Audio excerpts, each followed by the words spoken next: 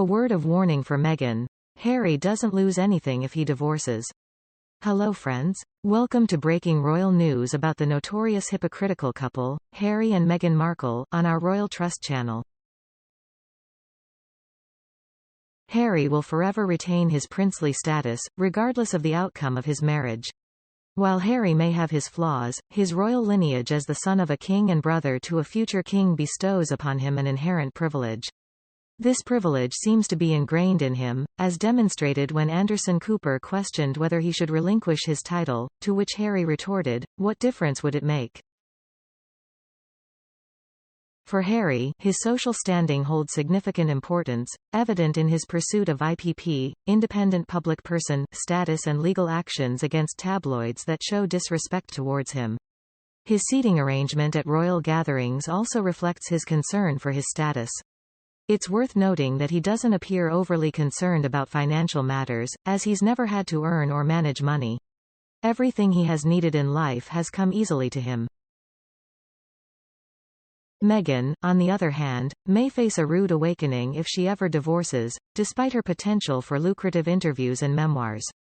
She could find herself in a contentious divorce with 2 children, while Harry would remain a single prince. He would continue to receive invitations and leniency, with Meghan likely shouldering most of the blame, as the media tends to gravitate toward a villain. Harry appears to be carving out his own path more independently. The primary tie keeping Harry connected to Meghan is their children, as emphasized when he introduced himself as a father of 2 young kids in the Invictus trailer. Although it's unclear who is handling his public relations, he consistently emerges from controversies unscathed. Drawing a parallel with Princess Diana, who saw her title change after divorcing Charles, she became Diana, Princess of Wales. However, this was only temporary, as the title would cease to be once either she or Charles remarried. In essence, she was no longer a princess but retained the title as an honor for the time being. Additionally, she was also the mother of the heir to the throne, and it seems they understood that if they stripped her of everything, the public sentiment would turn against them. This was due to her widespread popularity, and they were aware that she could have leveraged this to her advantage. In the event of a divorce between Harry and Meghan, she would likely not retain the title Princess Henry unless Harry permitted it, as the title of prince is a style acquired by birthright. She might be permitted to keep the Sussex title, but it would follow a similar trajectory as Diana's, lasting only until either she or Harry remarried, as it's unlikely they would allow her to retain it.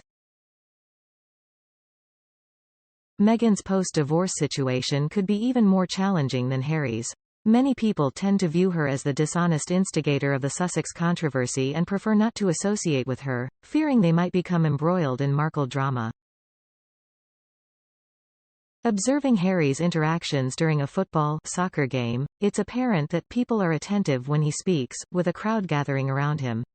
In stark contrast, Meghan, including women and children at Invictus, often finds herself ignored when attempting to engage in casual conversation. Although Harry might be perceived as someone with personal challenges, people tend to treat him more favorably than Meghan.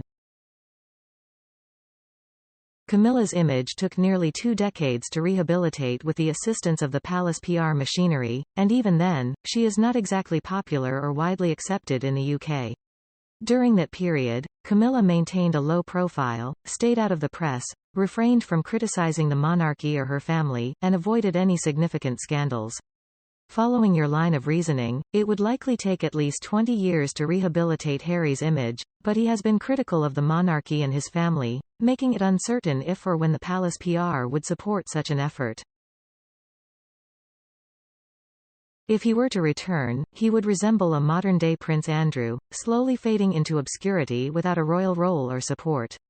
A viable option would be to place him in Botswana, gradually reducing his involvement in family events over the course of 2 decades, and limiting his participation to essential, low-contact occasions like the Easter church service.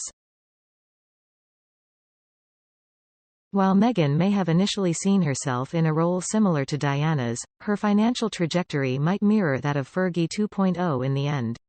As for Harry, who once saw himself as a popular and rebellious prince, he could eventually find himself as marginalized and sidelined as Andrew, formerly known as Spare 2.0.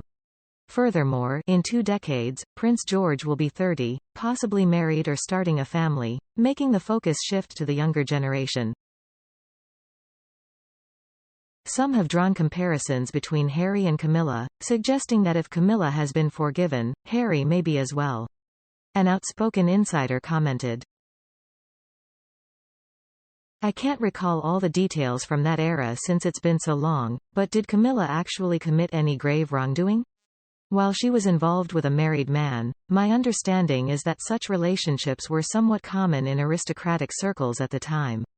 Moreover, it's worth noting that she wasn't the sole party at fault."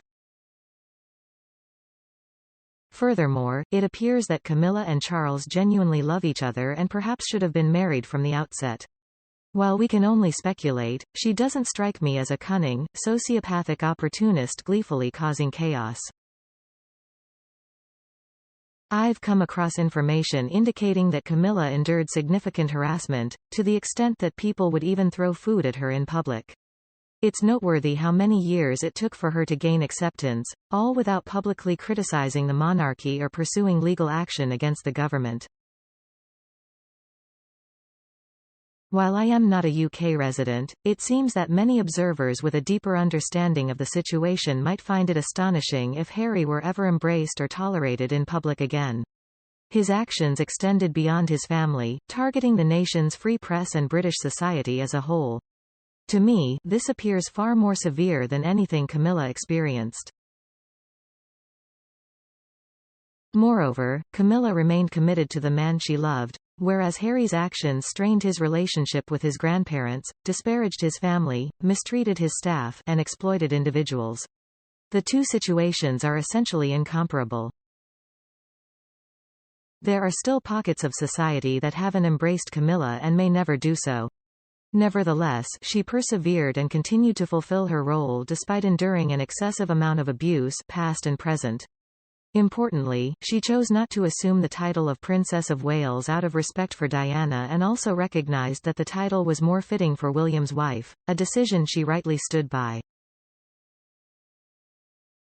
If Harry and Meghan were to divorce, it's possible that Harry's popularity in the UK could experience a modest uptick, as some believe Meghan was the catalyst for his behavior or hold her responsible for it.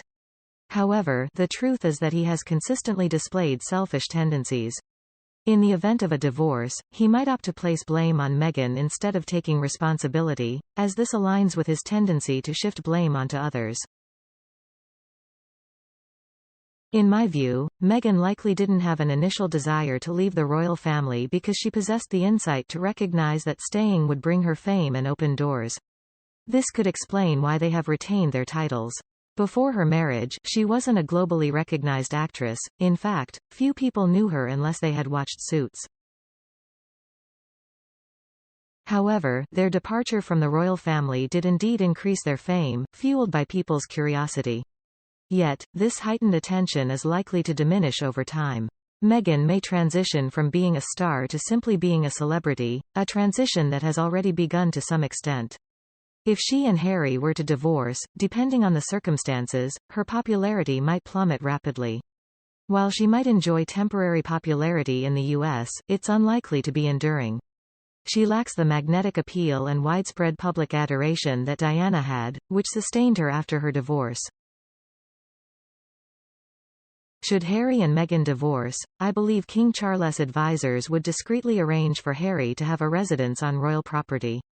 This would provide him with taxpayer-funded royal protection services, covering all expenses for housekeepers, gardeners, and so on. They might establish a charitable foundation in Africa or elsewhere, allowing Harry to spend significant time out of the country while engaging in royal work, thus earning a working royal-type income and associated perks. This approach would relieve Charles from the financial responsibility of supporting Harry's new lifestyle. If such a scenario were to unfold, Charles' primary expenses would likely involve providing for the needs of their two children, who would mostly reside with their mother. Additionally, there might be financial support for Harry's divorce legal fees, as it's improbable that Harry has the funds to cover them himself and would likely avoid tapping into his inheritance from his mother. Regarding Meghan, her status as an ex-wife of a prince may now be a subject of ridicule, especially given that many people have become aware of her narcissistic tendencies. Most individuals might find it hard to mention this without stifling laughter. I believe her financial situation will likely improve, and her standard of living may appear higher since she used to rent. However, with the addition of children and the natural changes that come with age, she may face substantial losses if they were to divorce. Meghan seemed to relish her jet-setting lifestyle and creating trendy, socially conscious images for her blog. It's worth noting that Meghan has potentially found a new friend in Montecito, Kevin Costner's ex-partner, who recently moved into a rather modest residence for $40,000 a month and seems dissatisfied with it.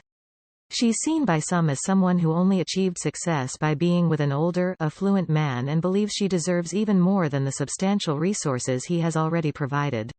Her children are accustomed to luxury. I believe Meghan and this new friend will likely get along well. Meghan has evolved since her time with Harry, whether they remain married or not. Harry has indeed faced significant losses, and it would be an understatement to say so. While he will always carry the title of a prince, his public image has suffered a significant blow. It appears that he struggles to move past even minor issues, which may lead him to dwell on the events of the past year for decades to come. I concur that Harry's privilege is enduring, and he will likely be tolerated in the long run. However, there is already an unusual development unfolding. Harry is increasingly being held responsible for everything, including within our own community.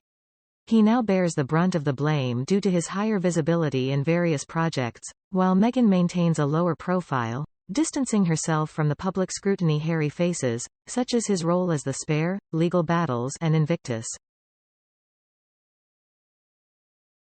He's not a morally upright individual, and he has committed numerous, unforgivable transgressions, but there's a notable difference between the Harry we saw before he married Meghan and the one we see now. Prior to their marriage, he struggled with anger issues, displayed entitlement, and acted disrespectfully, yet he was genuinely working on improving himself. It was evident that he cared deeply about his causes and charitable endeavors, held great affection for the late Queen, shared a genuine closeness with Will and Catherine, and was dedicated to upholding his late mother's legacy. While some of his earlier positive traits might have been influenced by palace public relations efforts, not all of it was just for show. He seemed to be on a positive trajectory for personal growth, having found a sense of purpose and receiving support. Meghan, however, appears to have taken his genuine attempts to become a better person and manipulated them. She stoked his ego, exploited his vulnerabilities, and encouraged jealousy and bitterness, ultimately leading to the man who dismantled his entire world for the sake of love. Now, we have a man who engages in virtue signaling rather than making a tangible difference. Above all, he's become the subject of widespread public ridicule since the release of his memoir, while his wife prepares for a high-profile return to the entertainment industry. It's disheartening to observe how she has masterfully shifted the narrative, making him bear the brunt of the blame.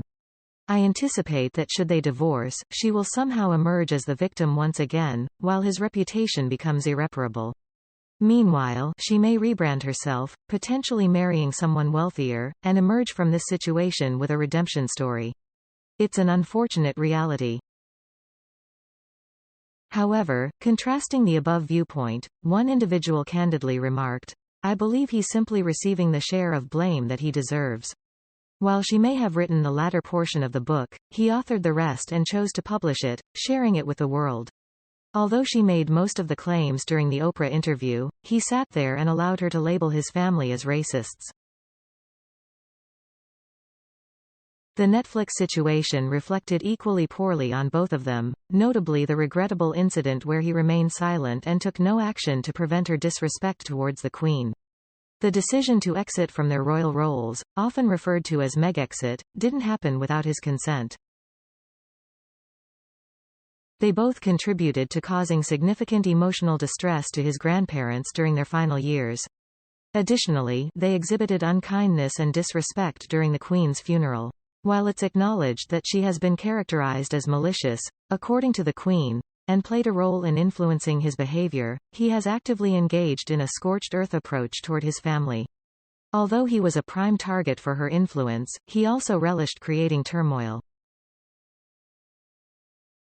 He desired a half-in, half-out arrangement as much as she did, all while expecting to maintain the privileges of his royal life while residing in America and expressing disdain for the monarchy and the UK.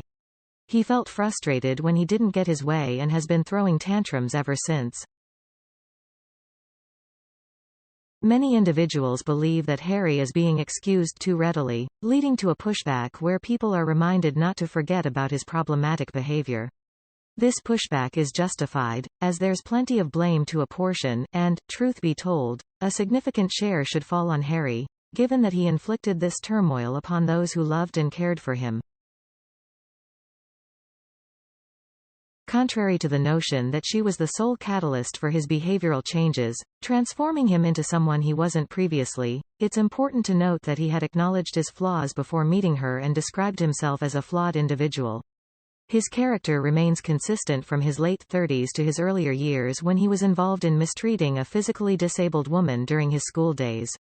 Meghan may have amplified his negative traits, which he appeared to willingly embrace and which he has suggested provided him with a sense of liberation. Would Harry have embarked on this journey without her? It's highly doubtful. He required someone who was willing to join him on this venture, someone who wouldn't attempt to restrain his actions. In her, he found that kind of partner. Moreover, he needed the assurance of wealth and status beyond the confines of the royal institution before taking such a significant step, and she offered him that assurance. Did he receive the advantages he anticipated from this arrangement? Certainly not, not even close. However, he's now committed to it, regardless of how unhappy he might be, and there's a certain poetic justice in that. I also find it intriguing for her. Nothing has unfolded according to their plans. In fact, nearly everything has unraveled as poorly as one could imagine, serving as a form of well-deserved karma. What do you think about Harry's real personality? Did Meghan change him, or is his original nature already that bad? Let us know your thoughts below in the comment section. We hope you have found this helpful video. Don't forget to leave a like, share, and subscribe to the channel if you like it. Thank you for watching this newsletter. See you in the next videos. Goodbye.